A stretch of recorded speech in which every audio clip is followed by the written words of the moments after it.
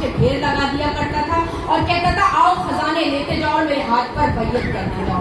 یہ پہلا تھا طریقہ جو ووٹ خریدا گیا پیسے دے کر. جو پہلا طریقہ رائج ہوا تھا یہ بنو امیہ کے دور حکومت میں ہوا تھا. کہتے ووٹ بکتے گئے امام حسن کے خلاف. روز لوگ مسجد میں آتے خزانہ لے جاتے اور بیعت کر لیتے. ایک دفعہ شام کا وقت تھا, علی کا لاڈلا بیٹا مسجد میں داخل ہوا. اس نے حقارت سے اس خزانے کو دیکھا. خزانہ ختم ہو رہا تھا. ایک مرتبہ جیسے ہی مسجد میں داخل ہوئے حاکم شام نے کہا امام حسن مجتبیٰ سے کہ میں جانتا ہوں اے فرزند رسول آپ نے آنے میں تاخیر کیوں کی ہے.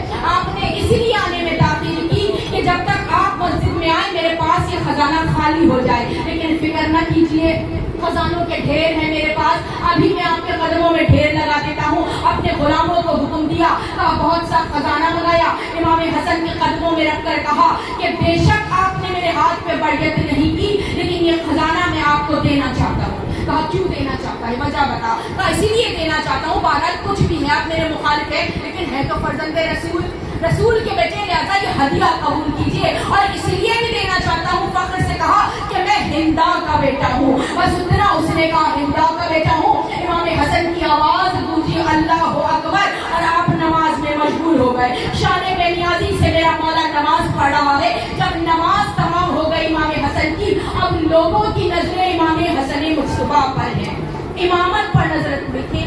یہ ہدیہ قبول کرتے ہیں یا نہیں قبول کرتے, لیکن خزانہ لے کر جاتے ہیں یا نہیں جاتے. کہتے ابھی ایک قدم آگے بڑھایا تھا میرے مولا نے کہ دروازے سے ایک شخص دوڑتا ہوا آیا اور امام حسن کے قدموں میں بیٹھ گیا. اور قدموں میں بیٹھ کر کہا کہ اے امام, اے علی کے بیٹے, اے زہرا کے لال, میں نے ایک منت مانی تھی کہ اگر وہ میری منت پوری ہو جائے گی تو میں اپنے ہاتھ سے آپ کی نالین مبارک سیوں گا.